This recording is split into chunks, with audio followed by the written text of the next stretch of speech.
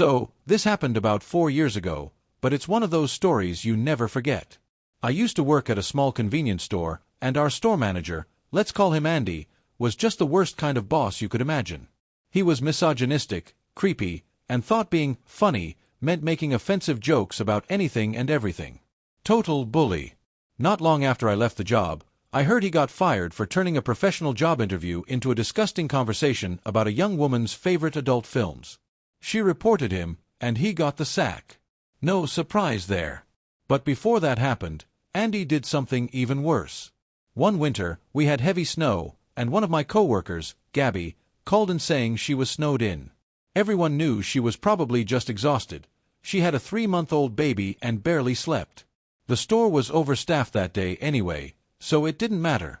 But Andy, he had a problem with women, especially if they stood up for themselves.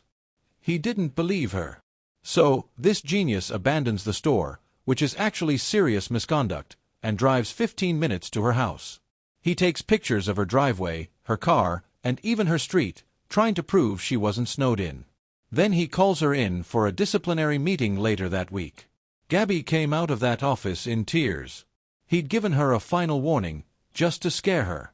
Everyone was furious. It was cruel and totally uncalled for. But karma wasn't done with Andy yet. See, at a staff night out a few months before, Andy got drunk and bragged about cheating on his wife. Regularly. He said it was just natural male hunger. Disgusting. Anyway, Andy always told his wife he finished work at 11 p.m., when in reality he clocked out at 9. That's when he'd go visit whichever side chick he had at the time. Well, Gabby didn't forget what he did to her. One night, Andy finished at 9, got in his car, and drove off like usual.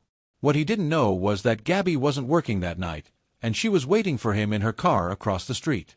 She followed him all the way to another woman's house. She parked a few houses down, watched him hug and kiss this woman, and took photos, lots of them. A few days later, Andy didn't show up to work. For a whole week. When he finally came back, he looked wrecked. His wife had received those photos anonymously. She kicked him out, filed for divorce, and his 2 teenage sons cut him off completely. He had no proof that Gabby sent them, but he knew. Oh, he knew.